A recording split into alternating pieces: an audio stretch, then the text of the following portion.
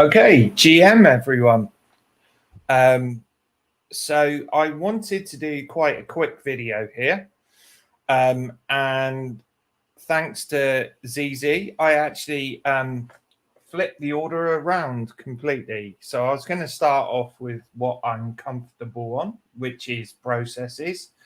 But I'm actually going to do it the other way around and talk about the project first, and then talk about some of the challenges from this week. So I'm going to talk about Shonen Junk tonight, and why it's fun to stay at the DMCA. I've got to be careful here because this is going out on YouTube and I don't want them to say there's copyrighted images. That would be ironic given the week, but you can't have missed the challenges that have gone on this week. But what I want to talk about is basically Shonen Junk, the project, why I'm really bullish about this project, and I really do think it's a good thing, and have a look at some of the information that's out there, talk a little bit about the team, the roadmap, the art, and what they're going to do in the future, and then take a look at the DMCA, basically the process. Kuhn was talking about this in the AMA last night, described it as a process, and I thought, I'm going to revert to type here and actually document the process. So I've had a little look at it, talk a bit about the AMA and the team experience, and why that's given me a lot of confidence. So first thing I'm going to say is please don't watch the first part of this video without watching the end. The end is about the current situation. This project never was a quick flip. It's about an organic project delivering supreme value, but never about a flip. And given the challenges this week, it's really important. If you're going to buy, you understand it's going to be a couple of weeks before some of the shit breaks down, really. So yeah, Shonen Junk, great art, anime project. What's it all about? So these videos, again, I keep saying this, I probably will change it, but what are these about? Well, inspiration to do it is Gary V, and big fan of the Nifty Alpha and the content that they continuously put out. So I aspire to be a 10th of them. And what we're going to do is basically project reviews, tips and tricks, anything around onboarding information for people into this space, and AMAs with the project. And may I just say right now, Shinji, Kuhn, community members, other members of the team, let's do one of these together. Obviously, you're going to know a lot more than me. The first 75% of this video, I don't feel very equipped to do. I'm not an expert in the areas of the project that you're delivering, but yeah, it'd be great to get you guys on and talk about this maybe in 10 to 14 days, 10 to 14 days being important later. And from my perspective, the aims of doing these videos is to help people get into this space safely, try and remove some of the bad actors and bad projects, and bring a spotlight on what I think are good projects. And this is either going to look incredibly good when people look back, or incredibly bad advice given the situation. But I'm 95% confident this is going to look all right in the future. So let's start with the project. So Shonen Junk, what is the project about? Well, I've taken a little excerpt from the light paper. I'll touch on that a little bit more in a minute. I'd always advise you to look at a project, look at their website, look at their roadmap, their white paper, their light paper, whatever it's called. But fundamentally, this project is about how to revolutionize the world of anime and content creation. And for me, it's everything Web3 is about. It's about removing a lot of the barriers, removing the middle part. So you'll see the standard process at the top there in this diagram taken straight from the light paper, where sort of creators are creating stuff which is commissioned and paid by studios. There's production committees in there, there's distributors in there, and at the end, the people consuming that content are the fans. And what Shonen Junk aim to do as a project is to bring those two things closer together, remove all of the what I would describe as non-value add services in the middle. So the studios, the producers, the distributors, all of those who are taking a lot of money out. So creators aren't getting paid very well, and fans aren't necessarily getting what they want because these monoliths in the middle are deciding from the top down what should be produced based on not necessarily user needs, i.e. what the fans want, but actually probably more commercial decisions. And what Shonen aims to do is bring those two together and actually connect creators and fans directly and produce content. And in order to do that, they are creating an NFT which will fund this project and help to create that content and connect the two dots there. So the aim of the project overall is to produce Crunchyroll for Web3. I didn't necessarily know what Crunchyroll was, so we've got a couple of articles here. So what is Crunchyroll? Basically, anime streaming service, offers over 1,000 titles, 30,000 episodes, free with ads, users can upgrade, available on loads of platforms, been around since 2006, and a huge company. The company itself was actually bought out by Funimation, which is a Sony company. It was bought for £1.1 billion. So no small thing, really. And just to reference the Wikipedia page, probably useful to just highlight a couple of people here. So two of the founders are deeply involved in this project. So Kun Gao, who was on the AMA last night, and James Lin are also founders of Shonen Junk as a project. So a streaming service that was created for anime and manga. Huge experience in this space, obviously running this company from 2006 onwards, building a massive company, creating huge amounts of content, and very successful. This project itself has not been a fast mint. The reason predominantly for that is because the approach they have taken is that they didn't want to sell out in 2 seconds, it be botted and have lots and lots of people buying it, fans not able to get in. So it's been slow, organic growth. And so much so that I've just mentioned the founders.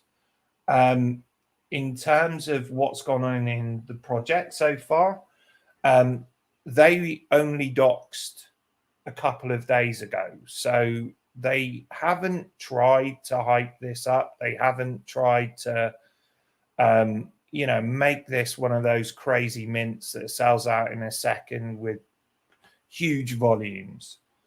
And obviously, as I said before, they are releasing an NFT, which is currently available on the market.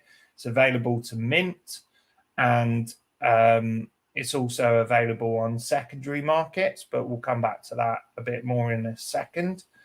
And one of the other aims, based on both the white paper and what they said last night, was about bringing anime fans to NFT, but also obviously getting NFT fans into anime, and looking to grow both of those audiences, really.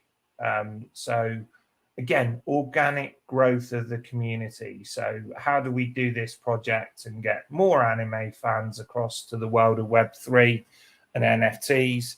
And how do we get more NFT fans into anime? Good to see the Twitter has been around for quite some time, since November. 3,777 followers on the Twitter. There's about 10,000 people in the Discord overall. So obviously not everyone coming directly through Twitter, and you wouldn't expect that with their background and their approach. Twitter isn't the only pathway, especially when you're attracting new people into the space. Apologies. Why do I always do this? So just moving forward. In terms of the art, you've already seen one of the pictures there. I think the art is fantastic. I'm no expert in the space, but there are lots and lots of massive fans in the Discord, and it is really good art, real quality. They talked in the AMA last night about obviously everything's hand drawn by artists, amalgamated by computer, which created about 120,000 images. And the team then basically checked all of them one by eye, and got it down to the 9,001 pieces. So 120,000 created, quality check by humans to create that 9,001 piece collection. They're minting at 0.08, and you can do that on the website. And they're on Looks Rare as a secondary at the moment. And again, I'll come back to that as to why. But just having a little look at the website. Website looks really nice. Some examples of the art. Project milestones, as you'd expect. Team, some of whom are docs, some aren't. But as we were speaking about earlier on a Twitter space about this, I don't need the whole team to be doxed. That doesn't matter. The fact that Shinji is doxed as James Lin, one of the founders, the fact that Kuhn is on there as well as one of the founders of Crunchyroll, that gives me a lot of confidence in the project. There are people in the team that don't want to be doxed at the moment for good reason, because they're still working in the space, and that probably would cause problems. But the fact that the team has doxed and can demonstrate a fantastic sort of set of experience in the space doing anime, doing streaming, really makes me very bullish about it. There's a very detailed white paper which explains, as you can see the diagram from earlier, about the DAO and what they're going to do, about the team, about what's going on, the roadmap overall, the token that's going to be created, and various other pieces of information. So I'd advise you to have a look at that, go through it in detail. Don't jump into this at all. Have a look at the information. I'm always going to say, check the information, check the Discord. By the way, all the links to all the stuff we use in this video is in the description. Links to the Discord, links to the various tools we're going to use, the website, the light paper, etc. So yeah, they're on Looks Rare for the secondary market. So it's worth just jumping in there. At the moment, there are some ones available below mint price. There are some ones also showing up in here in Looks Rare as unrevealed. So the person who minted it can reveal it. But if you're looking to buy on Looks Rare, you can also find out the rarity yourself. So you can use a combination of Looks Rare and Trait Sniper. So say we take, we'll take this one, 0.15. This is on sale for. You'll see unrevealed in here. But if you want to actually see what that is, Trait Sniper actually has it available to you. So if this was my NFT, I could click refresh metadata and that would refresh and I would see it, as would everyone else. But some of the people, obviously, they mint them and they land immediately over here. They haven't refreshed the metadata in Looks Rare.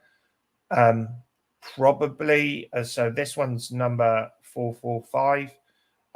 Yeah, so I'll come back to that point I was going to make in a second. But number 445, so you can go to Trait Sniper. You can see the URL at the top here, but again, it's in the description field. If you want to find the particular one that's unrevealed, so 445, unrevealed, go to Trait Sniper, click ID, click search, go for 445, hit OK, and that's going to tell you. So you can see the picture of it here. You can also see the rarity score. Do bear in mind at the moment, out of 9,000, there's about 3,200 revealed. So this rank will change. Statistically, you could probably say that's going to be nearer 6,000 when all are revealed, but obviously it's random, so it could be a little bit higher, it could be a little bit lower, but you can basically see it. You can see the traits and their rarity there. So if you're looking at Looks Rare and you need to try and see what an unrevealed one is, into rarities, Trait Sniper, rarity sniper, Trait Sniper, ID, search, put the number in, and you'll get the result. So just a little bit of help there for anyone that's looking at it. The thing I thought of as I was saying that I was going to come back to was there aren't actually that many listed on Looks Rare. So you're probably talking about 120. So clearly the community is full of diamond hands and full of fans because they're not really listing them on Looks Rare. So very low number listed, but obviously you can still mint. There's still plenty to mint. You can mint on the website, just going through the mint link, and then you can mint up to 10, I believe. And obviously on the website as well, for any that you have minted, like these two here that I've got, you can also see the rarity and you can see sort of rarity numbers down here as well. So if you want to mint, go to the mint part of the website and mint those that you want, which is 0.08. I must not forget that Americans don't understand naught. So I've covered all of these pieces, so they're on Looks Rare. You can check rarities on Trait Sniper. I just wanted to say one thing, obviously, about Trait Sniper. So if I just clear and go back to this, this is giving you statistical rarity. It's not official rarity. It's doing a calculation based on the traits. Obviously, as with every NFT, there are traits that will be more rare or less rare and will outperform their rarity or underperform their rarity because aesthetically they're more pleasing. So it's a guide, nothing more. Doesn't mean they're going to be more valuable. It's a pretty good guide. Statistically, it's a very good guide, but it's a pretty good guide to rarity. But you know, it's not guaranteed that if you get any of these low rarities, the traits that they have are going to be really high value, because you will find in projects that certain traits have more attraction to the community. You can also find that the project team can have hidden certain value in certain traits, which means they'll outperform others. For example, you know, maybe some of these traits will get used in some of the content that is being created, which would obviously mean it outperforms its statistical rarity score. So same for any project, really. Oh, keep doing that. Sorry. So just going forward, yeah, in terms of the team, Crunchyroll, as I've put there, apologies, it's been a long day. Crunchyroll founders make up the founders of this project team. The team brings together coders, artists, producers, and personality. And they are currently working and living in anime, manga, crypto, and tech. So a really broad team, a big set of skills, great moderators, great devs. I jumped in the Discord today actually to say, oh, this is great. The website reveals it. I mean, it was specifically a question I've been asked about the unrevealed ones before the Discord answered and told me you could do that with Rarity Sniper. But I did say about the website, well, it'd be great if I could actually search on here for a number in the same way I can do in Trait Sniper, because it's great that you've got the proper rarities. And that's a good point to make as well. The rarities on the website are for the whole collection. The rarities on Trait Sniper relate to the ones that have been minted thus far. So by far the more accurate judge of the real rarities of your traits is by going to the website. So yeah, I dropped in and asked the question and said, wouldn't it be great if I could, you know, go from Looks Rare or Opensea in a couple of weeks and actually go to the website and search for that number and see the actual rarities. And pretty much within 2 minutes, Shinji or James came back and said, yeah, cool, we can do that. We'll get on it. So really, really good. So yeah, good thing to emphasize, and only sort of remember that by coming through here. But if you want the real rarity percentages, the website is the place to be. Trait Sniper is only going to give you the revealed ones. So what's next? I flicked through the white paper, but I pulled out some of the highlights here. So key emphasis being connecting fans and creators in order to produce content that fans want and creators get paid well for, instead of having those monoliths in the middle that are milking all the money out of the equation. So Web3 is all about that. How do we reduce middle people, remove middle people, and make a more efficient and effective process. So it is about creating anime. They're onboarding loads of big artists from anime at the moment. They mentioned in the AMA last night that they expected, the artists to be quite slow to adopt NFTs, and they've been really pleasantly surprised by how quick they have been and how much they like the idea of this.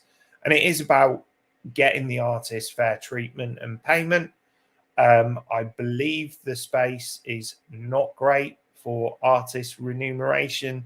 They do a lot of the hard work and creation, and obviously they're fourth in line to get paid at the moment, looking at that model there.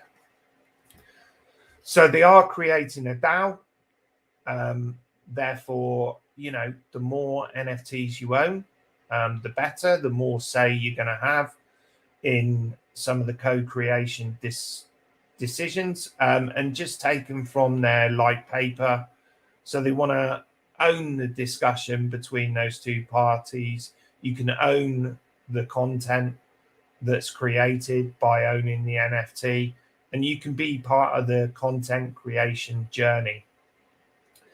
And the next thing on the roadmap, but there was almost a sneak peek at the AMA last night, but the person who was about to do it was told, no, not yet.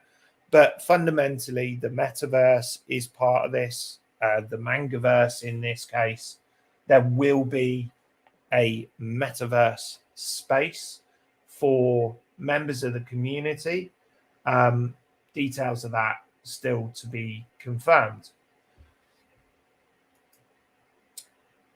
So in terms of the roadmap, like I say, have a look at the website, read the light paper, jump into the Discord and ask questions. The Discord has great mods and is really responsive to questions.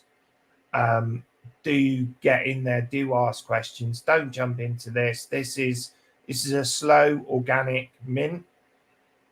I think you're probably going to have a week or two to sort of get in there. So you don't need to make any rash decisions. And I'd say that for every single project anyway. That's really good practice to not rush into these things, not make rash decisions, not get caught up in FOMO. Get in there, understand what's going on in the project, understand about Crunchyroll, about the founders, about what they're trying to deliver here, and decide whether you want to get involved.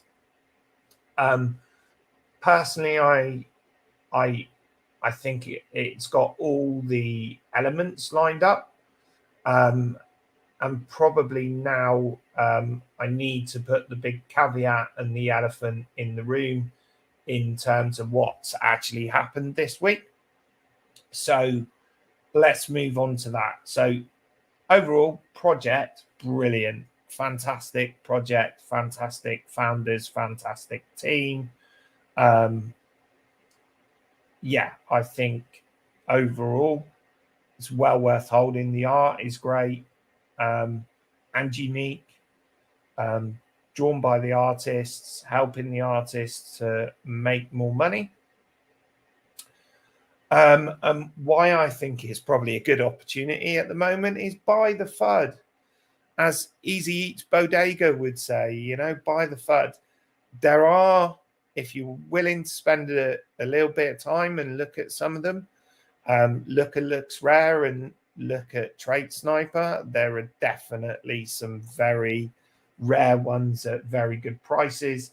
But obviously, if you want to and you want the chance of getting the rares that are undoubtedly still in there, then mint some. I think if I had the money at the moment, I'd probably do a little of both, a little bit of floor sweeping and a little bit of buying some more. Hopefully I will have the liquidity to do that. So why is there FUD? Well, we come back to DMCA. Why it's fun to stay at the DMCA. Why I put that was I've been involved in a few situations where things have been taken down from Opensea, and it's never been a good situation. I was worried, but still reasonably confident. I wasn't happy that it got taken down by Opensea.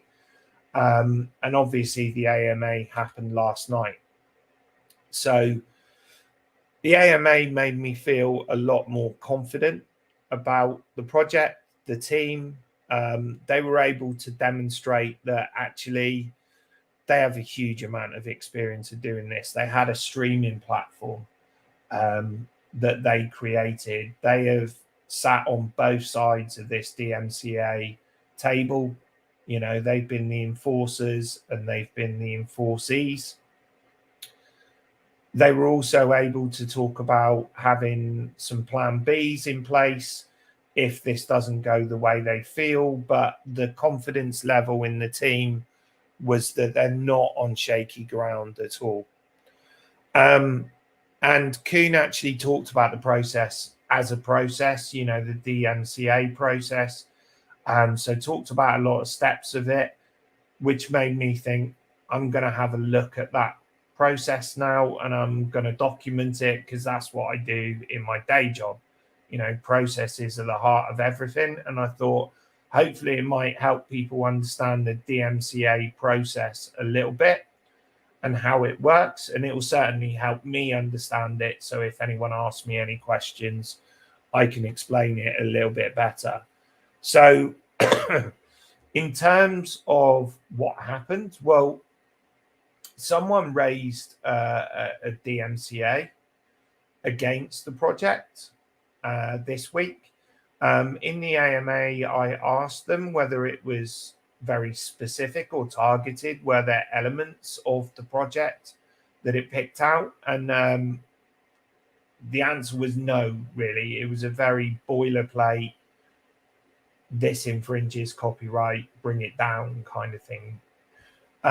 So I started to map the DMCA process.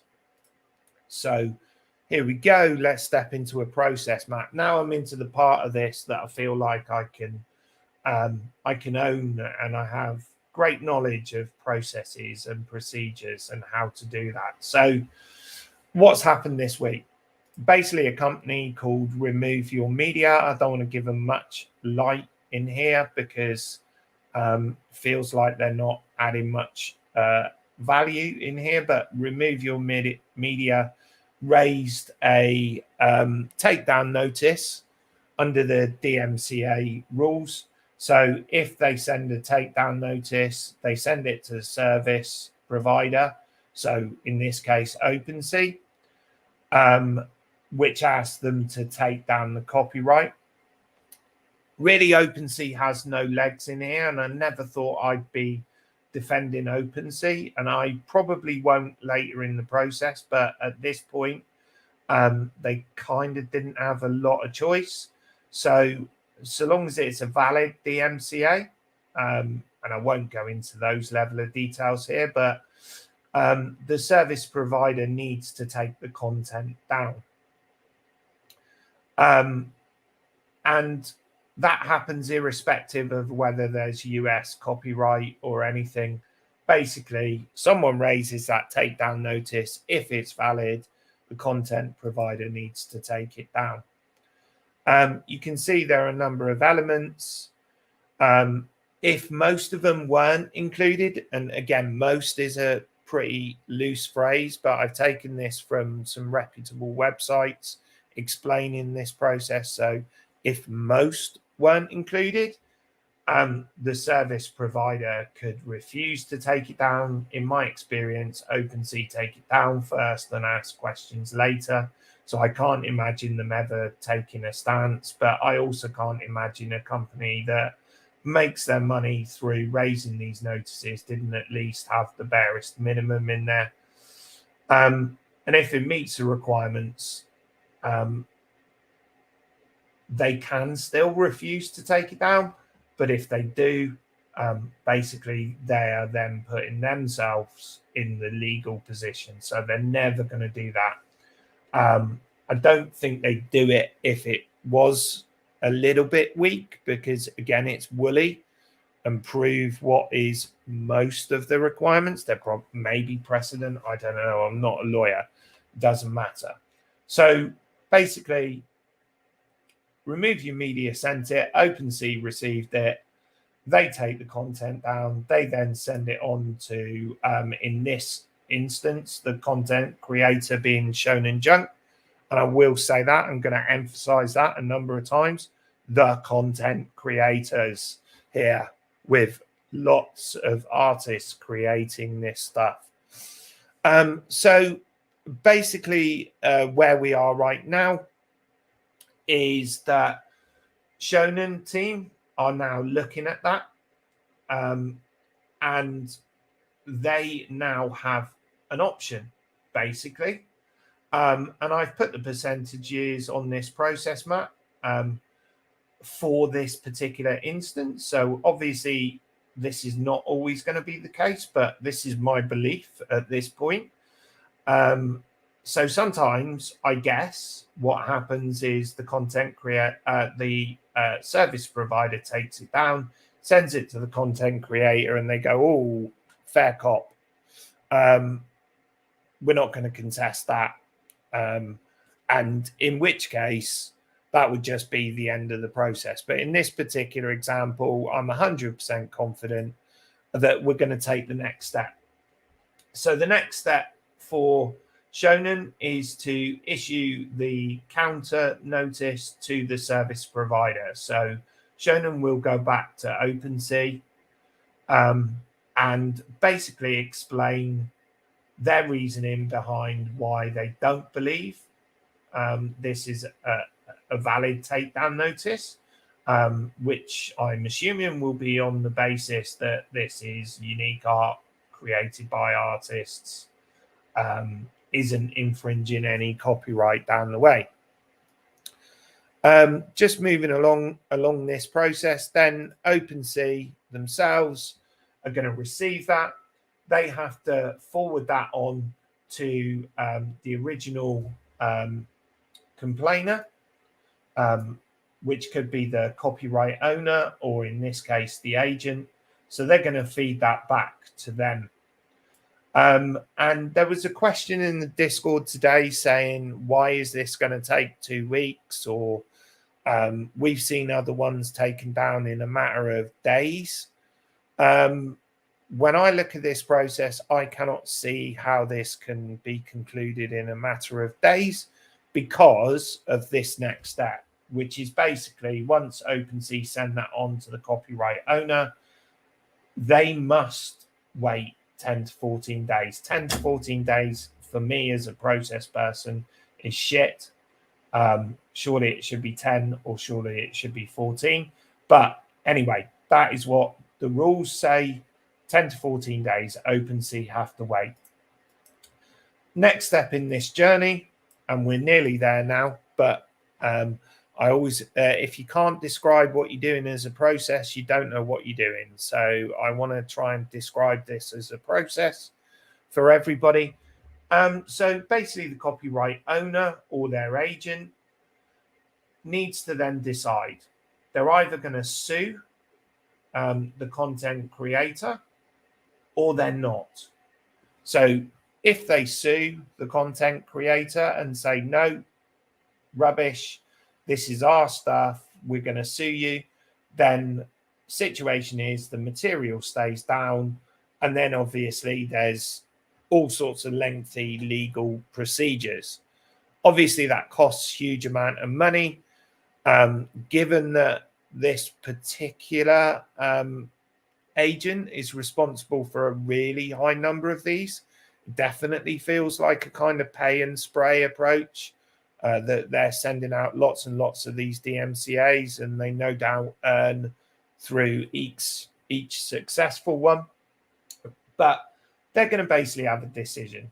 They either put their money where the mouth is and instigate legal proceedings, or, as I put here, 80-20. I like to under promise and over deliver.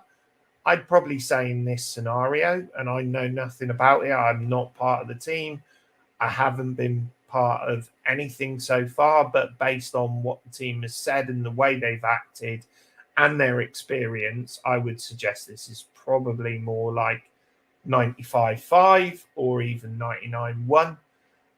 I would suggest the next likely action there is this, that they don't respond and that Opensea will need to reactivate the collection.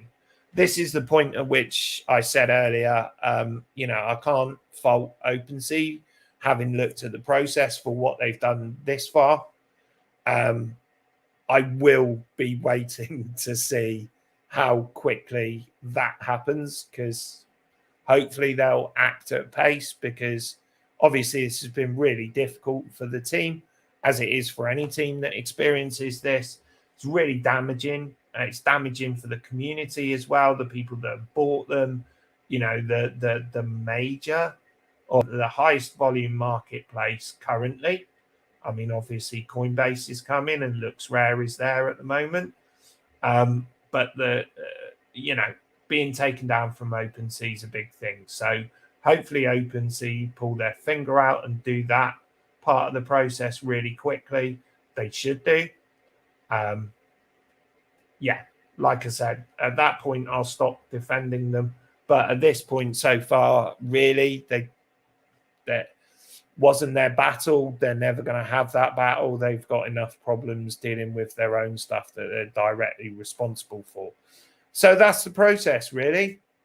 Someone made a complaint. Opensea had to take the stuff down. They forward the complaint to Shonen. Shonen decide, do we fight it or do we say fair cop gov? They then create a counter notice. Opensea need to forward that on. 10 to 14 days wait. Then the original complainer decides what they do. That's the process. So that is the DMCA process. Again, I'm not a lawyer, and I took this from various websites research, but this does seem to be the process. But hey, this is not legal advice in any way more than it's financial advice. Oh, good God, I've done it again. So just to conclude, I think the way the team's acted has been brilliant. The AMA, they were totally open. They took all the questions from people live and from the Discord as well. Great response, loads of information about the plans. Makes me really, really confident. They've dealt with this before. Some may call them experts in this field, given what they've done before. Obviously, the plan A is just to attack this head on. There are other plans in place, and they did exude a huge amount of confidence in terms of dealing with this, and they do have experience in dealing with this. So this is why I say it's fun to stay at the DMCA, because actually I'm in the middle of this process myself as an owner of a couple of these. But I have total confidence in the team, and actually I have more than that. I have even more confidence in the team's ability to deliver what they've put on the roadmap and for the project to be a massive success. Part of the plan B, it's not a plan at the moment, but it's a fallback position. Another thing that gave me confidence, which is, there have been various projects that created their own marketplace. That was a question in the AMA, and Shinji and other Shinji, I think, answered that question. But basically, the devs said, yeah, cool, we could do that. We don't want to do it, but we could do that. And actually, we could then build something and offer it to others, similar projects, like Akira or something like that, other manga anime based projects as well. So yeah, again, supreme confidence. So that's my video on Shonen Junk. Brilliant project. Shitty week for the team, really. Not a quick flip ever, but actually some real value being built in here and a really good project team, value being built in the future. Do your own research. Minting now, still available. You probably got 2 weeks, maybe, to get there. You got some bargains on Looks Rare if you want to. If you want to have a look at Trade Sniper. If you like the video, just for me to do that, please do lick the like and suck the subscribe.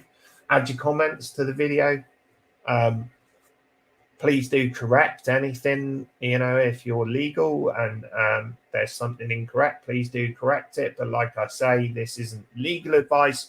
I just tried to capture the process.